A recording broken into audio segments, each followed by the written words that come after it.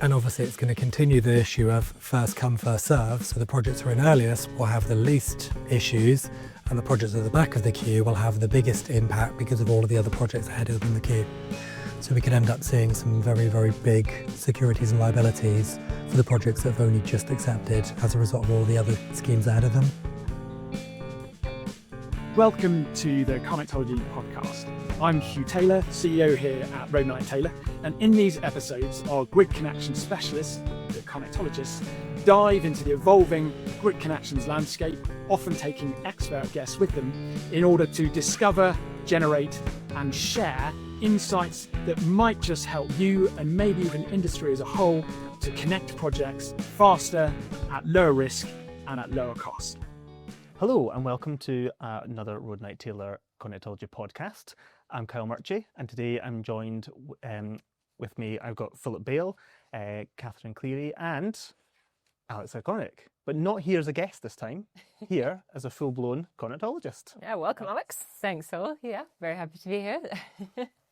So it's been a while since we've done a Grid News and Views. I think Pete and I actually did one probably about a month ago now, but we did try to cover quite a lot in that session.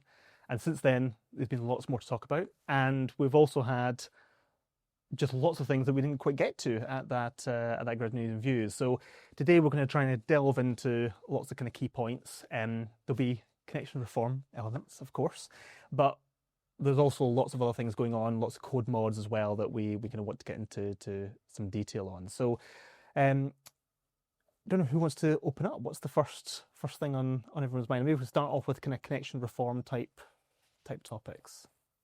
Yeah, I mean, I suppose I'll go first, if you like, with a few kind of quick updates. So I suppose one of the things for people to be aware of is in the connections reform space, we've had an Ofgem publication in the last couple of weeks around how they're going to handle disputes, so how they would determine on disputes in the kind of gate 2 process or the connection reform process.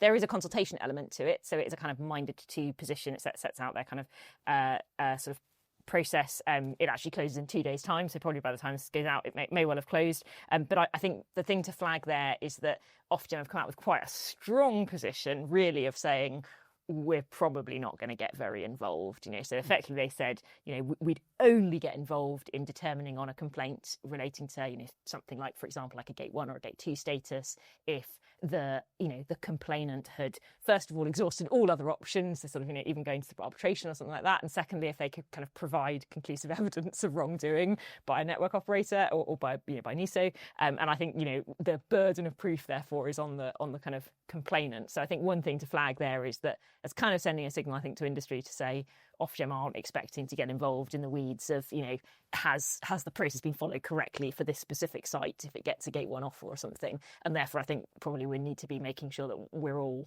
kind of cognizant and familiar with NESO's own complaint process, because that's going to be the main avenue. Okay, so it's more of a backstop sort of approach rather than being the...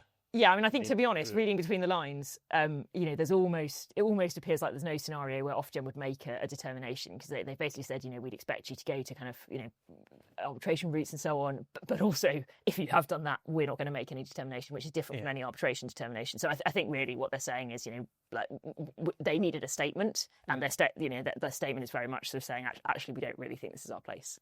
And I think what's important about that as well is they also said that even in the case where they did have to get involved, there's not much that they could do to sort of fix it, just because of how quickly gate 2 to whole queue needs to happen. It's not like they could sort of instruct NESO to put someone back in the queue. So yeah. And obviously everyone's going to know roughly where they are in the queue, if they're going to get a gate 2 offer or a gate 1 offer starting December in terms of coming through, but a variety of different dates coming out from TOs, NESO and DNOs in terms of when people are going to actually find out when they're going to find the information. Yeah, so no later than the week commencing the 1st of December has now also been turned into the 3rd week of December by one DNO. So Northern Power Grid had recently said they think that's going to be a couple of weeks later for their DNO-related customers. So I think, quite a key one to track. For DNO customers, are you expecting that notification to come directly through to you, or is the DNO going to do some level of triaging and pass-through, in which case it might be a couple of weeks later? And our understanding is that customers will only know if they get a gate 2 offer or a gate 1 offer, not to know if they're in phase 1 or phase 2 of gate 2. For DNOs? For DNOs. and which I think is going to be challenging for some projects. Yeah, it's quite different really to what NESO said for direct transmission customers, isn't it? They said that they will tell them which phase they're in. So which is what I think was needed. yeah, absolutely. I think interestingly on that, we were involved in a session earlier this week with NESO and some of our colleagues from the industry, and things like that are at least getting picked up and discussed. So, even when obviously we're recording this now, but also when this comes out, I think there will be quite a bit of traction between now and that first couple of weeks in December, with some of those things changing and potentially a little bit more clarification. Also talk about information being shared, which would be really pretty key. We talked about this a bit earlier in another podcast, but information is going to be really key. If you get an offer out and you've only got what's sitting in front of you, that's not all that helpful if you can't actually even just sense check it against publicly available information or information that'd be in the open data portal. So watch this space. We're certainly pushing for more and more of that. Yeah. And I think, just sort of like we like highlighting like good practice, but like I think a shout out to UKPN, who've done an amazing job in terms of some of the Gate 2 information is already published on their portal, which sort of splits, not by project, but, split down by GSP and by technology type, how many projects of solar under a particular GSP are going through into the kind of Gate 2 queue, how many are going into the Gate 1 queue, how many didn't apply at all, and how many are sort of out of scope. So that kind of like really clear demarcation is helpful.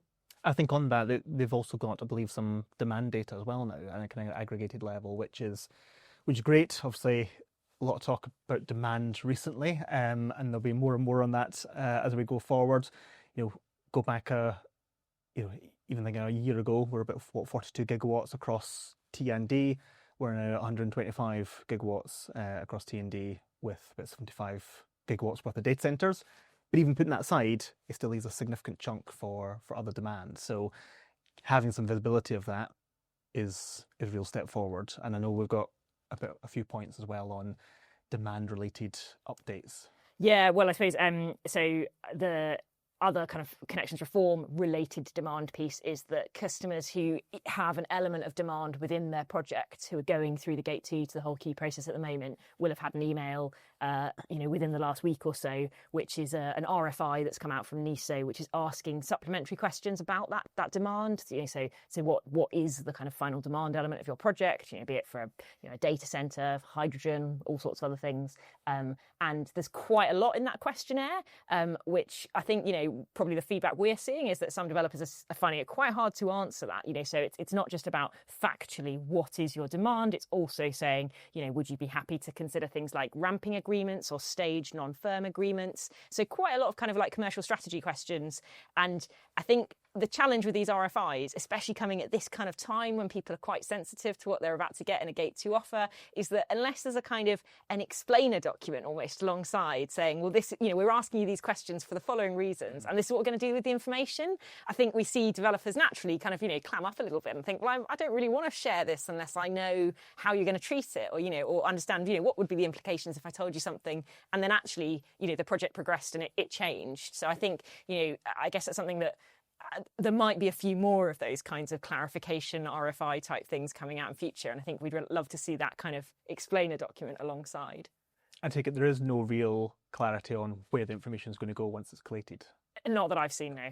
And I suppose linked to that, for demand customers, there's things like final sums. So Kyle, I know you're quite close to the code mod CMP 417. Yeah, so that's an interesting one. Actually, Pete's now sitting on the working group.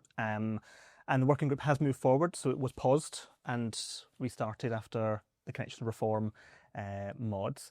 But we were just looking at it earlier. It started in mid-2023, and the final report isn't expected to go to Ofgem until September 2026. Blimey. So, yeah. And it was meant to be a simple mod. It's an urgent, yes. So the working group consultation is opening up now, which is great. So there's an opportunity certainly in the coming weeks to start feeding into that more and more. But then there's a massive gap between the work group consultation, then the code admin consultation, and then obviously moving towards voting and the working group report being submitted. So while there's an opportunity to close that up, I'm aware that the CUS panel didn't support the timetable that was presented. So there may be some change yet to come on that one. but it is just flagging that based on that timetable that's proposed, if you're getting an offer through the connection reform process for demand and you're under final sums, it's not going to change in 2026 based on the current timetable. So your liabilities would still be based on final sums. Yeah. And obviously it's going to continue the issue of first come, first serve. So the projects who are in earliest will have the least issues, and the projects at the back of the queue will have the biggest impact because of all of the other projects ahead of them in the queue. So we could end up seeing some very, very big securities and liabilities for the projects that have only just accepted as a result of all of the other schemes ahead of them. Yeah, and also a lot of projects under final sums that effectively are securitising everything. Yep. But potentially assets that ultimately are then end up getting shared. So So over-securitizing. Over-securitising. We recognise that it was an issue. It's been recognised for quite some time, hence the mods, and hence why it was seen as quite straightforward.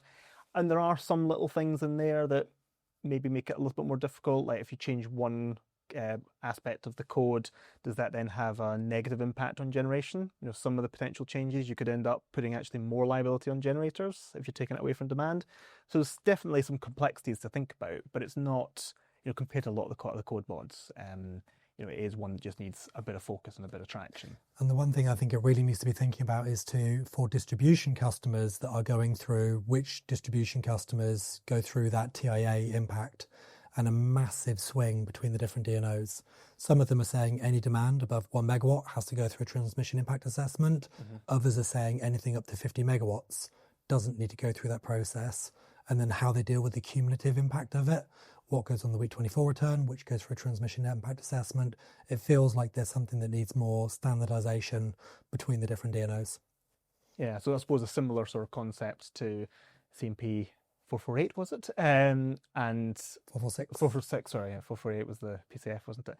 On the TIA threshold, because that only applies to generation. So maybe something that's... And I know various DNOs have asked the TO, where should the limit be, and never got a clear answer. So I think that's something that does need to come, and I think it is important for it to be well considered and to be consistent. So on the topic of DNOs, and still kind of connection reform related, I know, Philip, you were talking earlier about milestones. Do we have an update on... So I think Catherine, I know, has just come off the webinar. I think I had started this beforehand because there's been guidance that's been released. I think it came in October. And the idea is that guidance goes through and makes the milestones far stricter for customers. It goes through and explains the timescales for each of those projects. And I think based on the written guidance, it has concerned a lot of developers that the written milestones that are in there are very short and look very inflexible.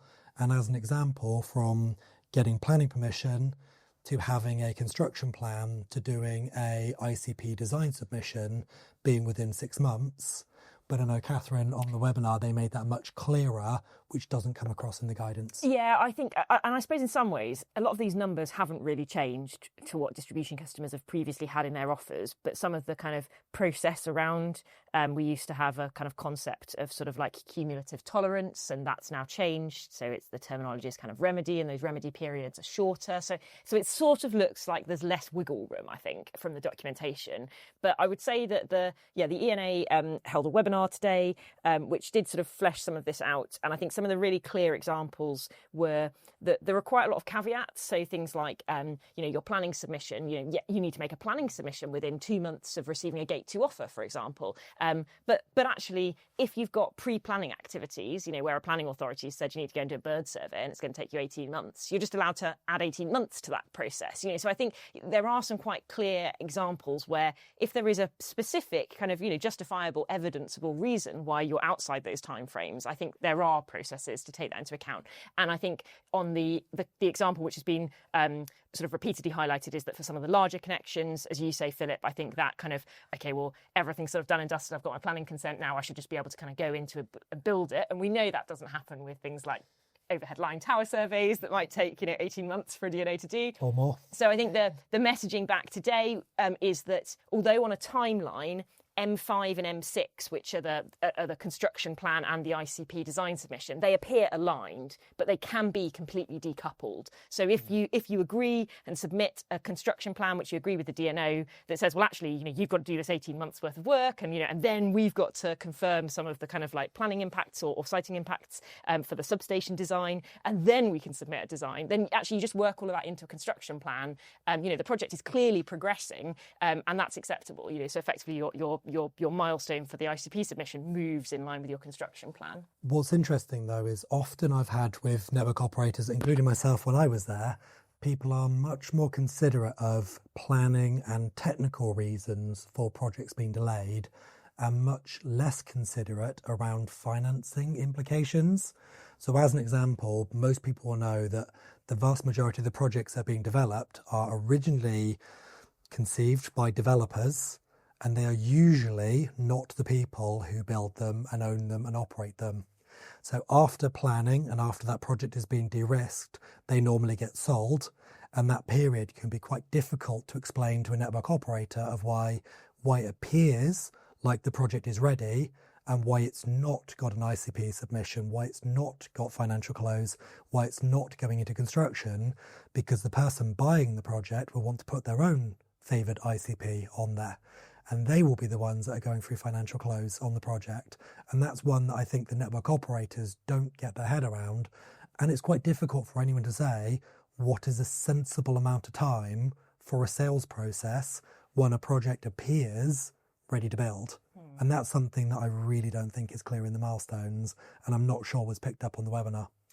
There was a comment on the webinar to that effect, and I suppose perhaps just being devil's advocate, perhaps as an industry, we also don't want there to be a kind of open-ended opportunity for projects to sort of sit around in that transaction space for an unlimited amount of time. So, I suppose I think you could say, actually, that 6-month period, it sort of sets a framework and it gives the industry something to work towards. And I think there is that kind of flexibility when it comes to the engineering construction plan. But perhaps, I think some of the commercial drivers will take their lead from those milestones, and we do see things like ICP pre-construction design awards, where you might provisionally award a contract of a limited value before you'd financially close the project to start some of those things moving. So it feels like I think there should be solutions. I think there should be, and I think it's just making sure that the elements that have come from the webinar end up going into the technical documents that the network operator will use to judge the project against its milestones. Yeah, so I think at the moment, the documentation needs to catch up with the spirit of where it's intended. Yeah. I'm just thinking about the earlier milestones as well, because those are the ones that quite often, we talk a lot about Gate 2, and therefore a lot of the earlier milestones, you're already past those by the time you get to Gate 2. But I'm just thinking back to CMP 434, Alex, that we were both sitting on, and there was quite a big piece of work done, wasn't there, on how long does it actually take projects to get through planning, and whether that was DCO, section 36, 37, or town and country. And it's interesting that that's probably one of the biggest pieces of work that's happened recently to try to look into what does it actually take. But yet the milestones don't align with that, do they? It's definitely not reflected at distribution. So at distribution, the milestones are very much kind of across all DNO projects. So it's the 2 months after you accept the Gate 2 offer. So there's a big mismatch between D and T there. Yeah, because I forget exactly what number it ended up landing on, because I think there were quite a few numbers that kind of got floated around. But was it 18 months or something like that for town? I think between 12 and 18, like that? For town and country planning, all the way up to 5 years plus for a DCO. Yeah. And I think that's another point that again is kind of clear in some of the discussions, but maybe not in the written guidance documents. These milestones are, I think, realistically based on English town and country planning assumptions. So, so we're talking sub 50 megawatts. And actually some of those devolved administrations have very different planning systems. Some of the larger projects will have very different planning timeframes. I mean, it feels a bit like maybe like a kind of, there's a bit of a sort of like developer experience lived version that goes alongside the guidance doc. This is the guidance, and this is actually some of the common issues that might come up, which would be helpful for DNOs as well. And one of the network operators I was with on Wednesday of last week said exactly that they were going to take a couple of projects that had already been built and then look back through that process and work through the timelines in terms of where they are. I do agree with your earlier comment, though, that Potentially we need to make, if there's a sales process, it shouldn't be open-ended, and that will maybe focus people, but it needs to be realistic. And in reality, 6 months between a project getting planning to that sales process with the de-risking activities that's needed is way too short. So it sounds like, although connection reform has been effectively set based on methodologies and a lot of the policy documentation quite some time ago now, actually it's still very much mobile and moving. And actually kind of thinking about that and around timescales. So what are we looking at from an offer point of view? So Alex, I think we talked about this a little bit earlier, didn't we, around how long, if you're a transmission connected party, how long will you have to accept your offer, and similarly for... Yeah, so I think we should start to see transmission offers come in at the end of this year. Q4 2025. And the distribution offers should start to come in Q1. So that's just for projects connecting 26, 27. And they expect all of them to have 3-month acceptance periods for transmission and 4 weeks, or maybe some variation to that for distribution offers. It's still a developing picture, I think. I think we'll have more offers kind of by Q2 and Q3 for distribution. So it's quite an elongated process, I think. Yeah, and just thinking about what we've been talking about here, there's lots of potential changes. It's not necessarily, I think the term variation was mentioned quite a lot previously, but really if milestones are changing, potentially costs might be changing. Some DNOs have kind of put that forward. Dates are going to change. The template of the offer might change. That's just a different offer, isn't it? Yeah. And if you've got 1 month in which to review all that and kind of feedback and get changes made, that's tight. And actually, I suppose even when we're thinking about it on the transmission side, you think, oh great, we've still got the 3 months, but I think a month's been mentioned, hasn't it, around TQs? So, we're expecting there's a 4-week limit to submit TQs back to NESO if you have any for your transmission offer. Yeah. We have to be optimistic. All these offers will be perfect. There won't be any need for any changes. It will be exactly where it needs to be. I just hope that, so does this mean that NESO are also co-committing to 4 weeks to turn around the answers to the TQs? Very good question. That would be nice. I'd like to split. Well, no, 8 weeks, surely. 90 days, 4 weeks for our questions, 4 weeks for their answers, 4 weeks for everyone's mutual satisfaction. Yeah. But it does lead into, I suppose, a good question around, issues that are already known, because we're aware of certain projects that didn't quite manage to resolve issues that were already there. The difficulty is, who do you speak to now to try and resolve those? But I suppose the challenge is what can be done now in the time between now and getting the offer to try to mitigate that as much as possible, so that I suppose it's maybe a kind of RAG status of projects. Which would you think are going to be relatively straightforward and which are going to be the most challenging? I think on that, it would be nice that some of the projects are aware where there are issues in their legacy offer, that ideally it would be nice if the same mistakes weren't carried over to their new offer. So it feels like at the moment that potentially it's missing a trick to then repeat the same mistakes again, and then to need a mod app to then go through and vary it or an ATV afterwards. Absolutely. So thinking about kind of those topics there that we've covered, is there anything else that we want to kind of flag, particularly thinking if people are sitting there with offers coming out in the not too distant future? I think the one thing, well, sort of related to offers, but I think just in terms of timeliness, we would really like to flag this Grid News and Views is that there has finally been some movement on SGT charging. So in particular, distribution customers, who've got transmission costs in there for new SGTs or even like brand new grid supply points, and your Gate 2 offer might still reflect those assets being required. There's obviously a CUSC mod which is sort of been raised and it's starting the process, the work group process, but will be quite a long duration CUSC mod again, so not kind of coming out in time for Gate 2 offers. But in the background, there is also a DCUSA mod looking at the tools the distribution network operators could use to potentially socialise those charges entirely. That would mean, rather than one customer being burdened with £15 million for an SGT upgrade, that might go to zero, and that cost would be recovered through all DUOS charges, in that region. again. The other options are things like, a cost apportionment factor. So, things which we've talked about before on other podcasts. That DCUSA mod is moving quite fast, and it's currently out for its first consultation. It ends on the 28th of November. So it's DCP 461. We'll do a LinkedIn post to it. There are kind of 8 options on the table, and the purpose of this consultation is to sort of narrow down the options, sort of get a feel for what people prefer. So it's not quite as sexy as some of the Cusk mods, but I would really flag that one as one to respond to. Yeah, because it could be quite a quick win. Because Exactly. The intention is really that it might be the enduring solution, but it also might be the short-term solution, but still from a positive point of view. It's reducing the burden. From a customer perspective, actually, I think a lot of our customers will be fairly agnostic as to whether this is socialised through kind of distribution charging or transmission charging. They really care, how does it turn up in my offer? Yeah. And this is another solution to solve the same problem. Brilliant. Will the DCUSA mod and will the solutions consider what is done where and if it should be changed? Because obviously the CMP proposal could look at that in terms of we should be doing the right thing in the right places and socialising the assets in those areas.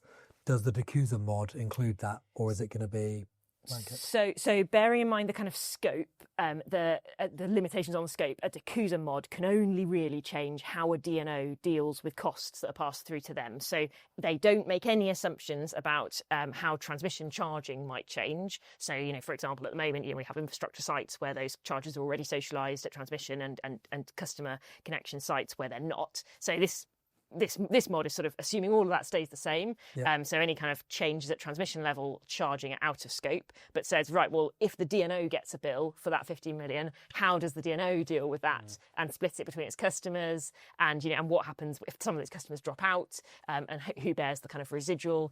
So it's one step down from that. Yeah. But it makes it a kind of simpler mod to process, and I think to get some really, really, useful industry intel. Yeah, because it's worth saying that the Cusk mod won't really be, it's only kicking off, I think, tomorrow. Yes. So, yeah, you're sitting on that one, Philip. And but it's not due to actually prepare or sort of provide our report to Ofgem until kind of late next year. So we are looking at a much longer term view, but hopefully something for our kind of longer term benefit. So, yeah. But it's good that it's starting. Finally. It's good starting, yes. I'd feel as if we've been around this table a lot talking about SGD charging for many, many years, and it's really good to see. Now we've got some company. We've got some company, yeah. All people are really talking about it, and there's a route forward, which is great. I know, Philip, you had a couple other points that you wanted to raise as well. Yep. So one of mine is more around things that are already connected or going to connect at the other end, because there is still a lot that's going through that's being connected, and active network management.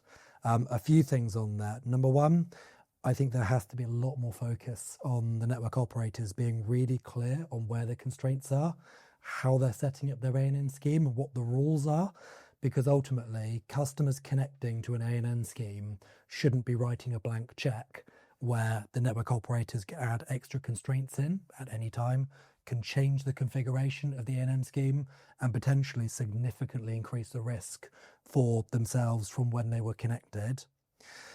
There is a definite need to consider how to manage fast-acting battery storage in those A&M zones, making sure that the diversity between the storage and the other generation can be taken advantage of. We've had stories of A&M schemes being pre-configured so that even when a battery is importing, the A&M scheme is being configured as though it's exporting because it can operate so quickly to pre-constrain other generation, which then goes against the whole aspect of why A&M was put in place, which was around the diversity of them. And the other one, which is not A&M, is I think there needs to be a lot more conversation around abnormal network running and how it can be done more fairly. One network operators, they reconfigure networks for demand reasons. If you take an SGT out, you may reconfigure your network. So if you've got a second SGT outage, you don't overload it, you don't have the lights go off. So you reconfigure BSPs to other networks and move them all around the networks.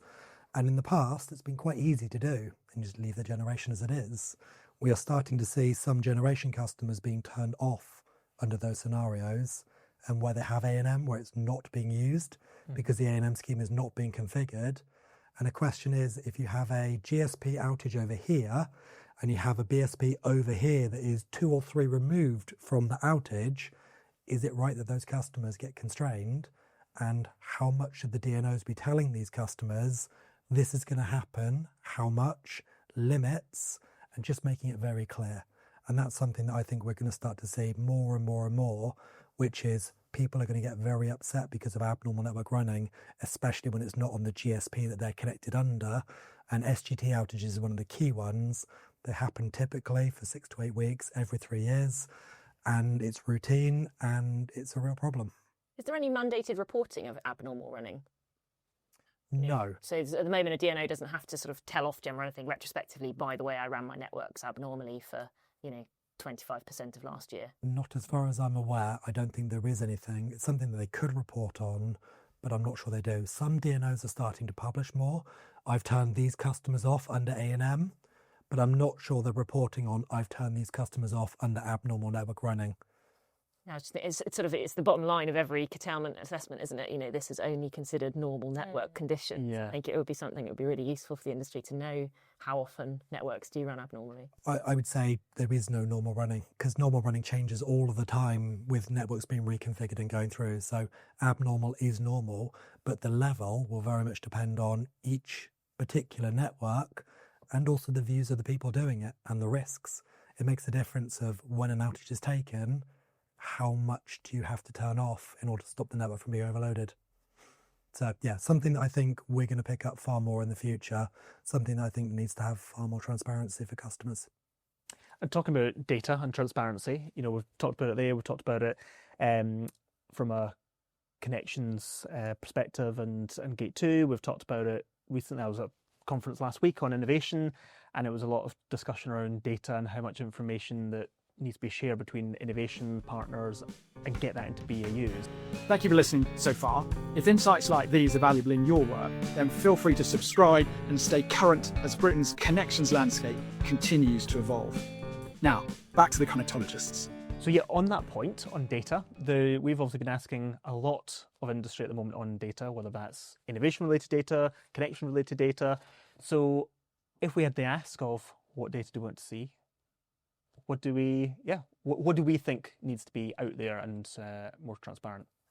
We've talked a lot about demand, the lack of demand data. So that either operational assets or more commonly kind of the contracted demand queue, which we don't publish at transmission or distribution. I think we should probably flag there is another company called Yotar who are doing a lot of work in this space, kind of lobbying. They've written an open letter, which we totally support, and have been involved in some conversations around, actually what are the levers that Ofgem could pull to just resolve some of the confidentiality issues which DNOs have really seemed to kind of, effectively either used as excuse or really felt as were a barrier to them publishing that data. So that's got some really positive suggestions. There could be an update, in fact, to the long-term development statement clause, which is effectively a requirement in licence conditions to sort of facilitate the publication of that demand. I think that's kind of gained some really good industry support. So yeah, demand just data. on that, UKPN are publishing that. So they have their large accepted demand data that's in there already, and it is linked on BSPs and primaries. They also have their connections lab, which also includes in the background the accepted demand data, which then means that you can go in on the EPN and the SPN networks, model it, model generation, model demand, and it will take into account the large embedded accepted demand data within there. So they are by far the leaders of the publishing demand data. But yeah, doing just the LTDS update 1 year out of date, possibly more in terms of going through, it makes it impossible for people to make good engineering decisions. It's almost like an ECR type approach that we really need to see, isn't it? Just another table there. Yeah. So I think, sorry to be clear, the suggestion in the open letter was more around the using that sort of tool which says that networks you must publish information to require something like a fortnightly register or a bi-weekly register. So just using that as a tool, but much more frequently. But on that, I think it's also interested not only the accepted demands, also the customers that have unused ASCs, where their agreed supply capacity is taken into account in network planning, but the real data will be based on what they're actually doing. So it can be very misleading where a network looks like it's got plenty of headroom, but then they say, oh, but I've actually got a connected customer that I can't tell you about that is not using anywhere near their ASC, and therefore you can't have a connection as a result of that. So I think that's something also not to miss. I'm just thinking, sort of Kyle and Philip, with your old network operator hats on, do you see there's any sort of downside to publishing that information in terms of sort of security of supply or network security? I think there is an increasing concern. So it comes up a lot, sort of cyber security. That a lot of this data is it's machine readable. Is there a kind of a risk that it can be used by mal agents?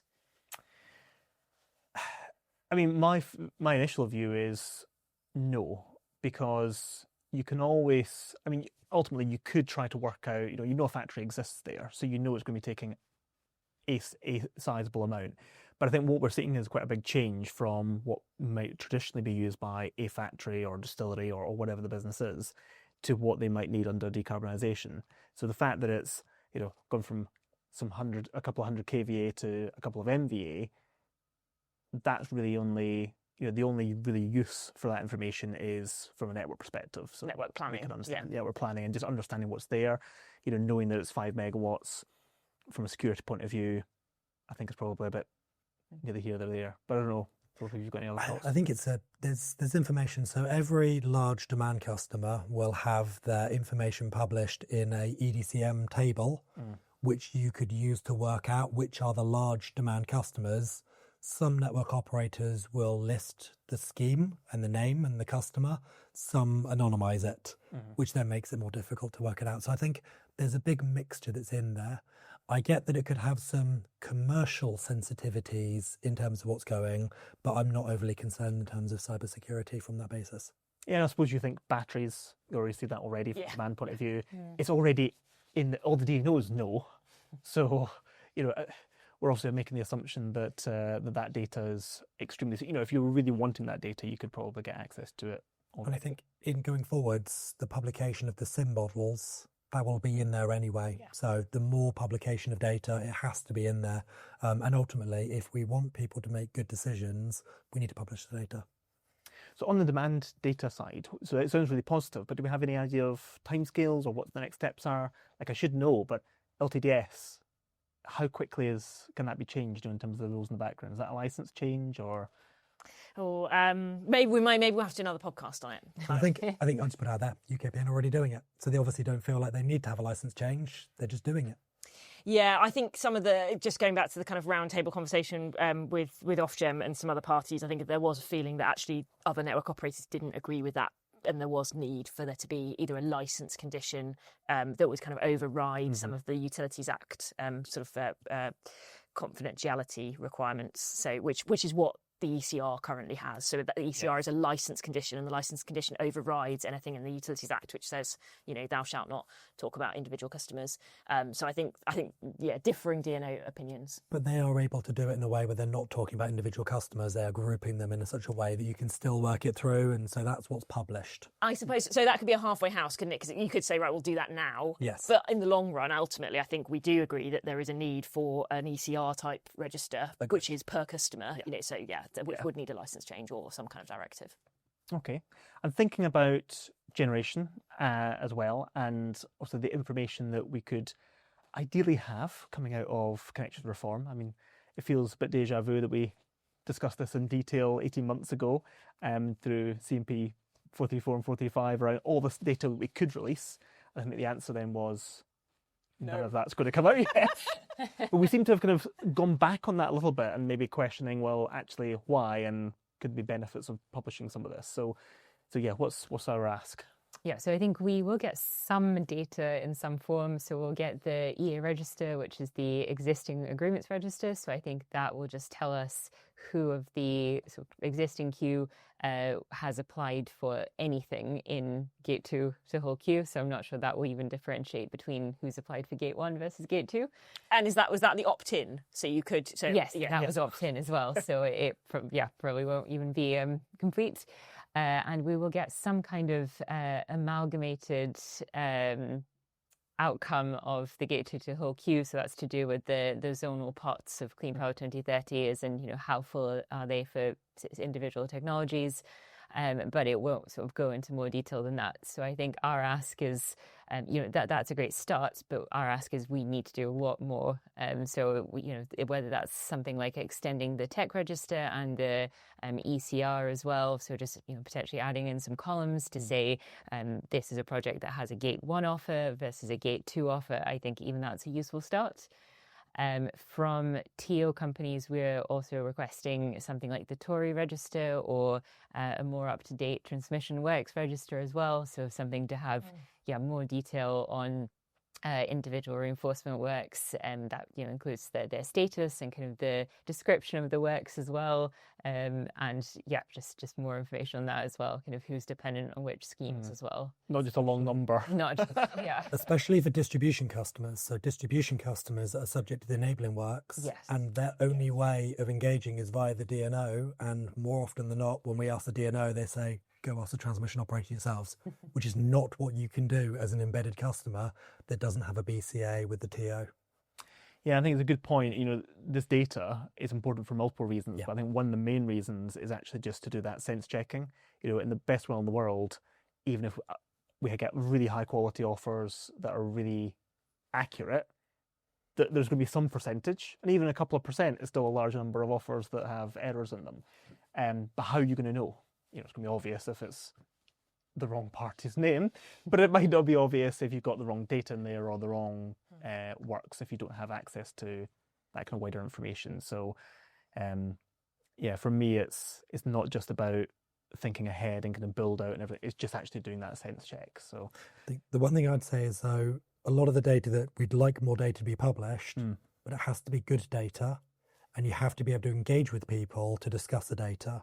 So as an example, I really don't want to see another LTDS that has tap change and reverse power flow capability, TBC, for the last 10 years. And I really don't want to see demand forecasts that has sleepy rural 6 MVA primary substations showing that they're going to have 50 MVAs worth of demand in 5 years' time. And the crazy numbers that are coming out that was published last year in some of the network operators that hasn't been fixed in a year and hopefully will be fixed very soon. But even just some of the demand data that's in there, that's published online in terms of the open data, it doesn't make sense. So you need to have the capability of being able to engage with people and say, this data is wrong. And if you want people to use the data, it has to be right and sense checked and sort of sanity checked elements to it so that it actually becomes useful, because if not, you can end up sending people down the wrong path with the wrong data. So data teams are quite key, I think. We don't really have that. I was thinking, within NESO and TOs, that's not really a particularly visible function, whereas, not that UKPN sponsor this podcast, but UKPN do have a very visible data team, so you are contacting a small group of individuals and saying, actually this column doesn't make a lot of sense, could you match it to this, node reference or something? I think, that resource allocation within NESO is something that would be really, really valued by the industry. But even with the other DNOs, when you contact them and say, this data is wrong, and they come back to you and say, yes, you're right, this data is wrong, but they can't fix it. It will be updated, but it hasn't been updated. Yeah. And just for some people, knowing who to contact because they know those parties is probably not the right answer. So I think a visible data team. A visible data team. With a data inbox, With SLAs. Yeah. So that when you say to them, this data is wrong, an agreement of, yes, this data is wrong, we will fix it within 21 working days, unless it's extreme, and that extreme should have a defined time period. Particularly if it's your data. Like, I'm just thinking about ECR. We don't mind about other people's data. Yeah. But if you're going in and going, well, that's not my that's not my project details, then that should be something that could be corrected. Yeah, quickly. I mean, I think, confidentiality issues, we've seen things published in the tech register that shouldn't have been in there, and I think, there does need to be a kind of a speed of response to some of those issues. I think even in the short term, with more data, we're asking for more data, which makes it more complicated.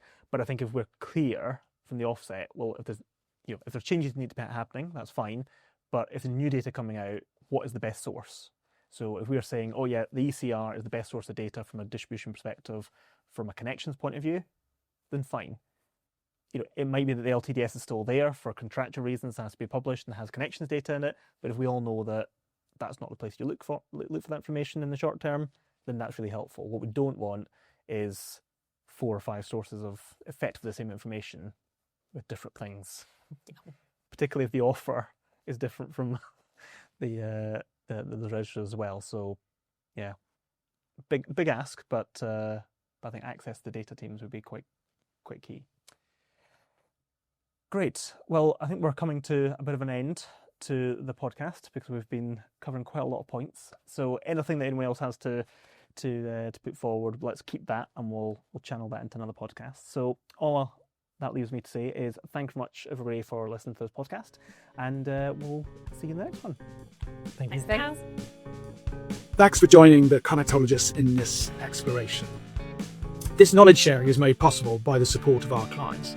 We thank them and hope it will help the whole of industry to connect society's critical infrastructure faster. If you found this useful, you're welcome to explore more free insights at roadnighttaylor.co.uk/connectology, or click on the Insights tab at the top of our homepage. Thank you.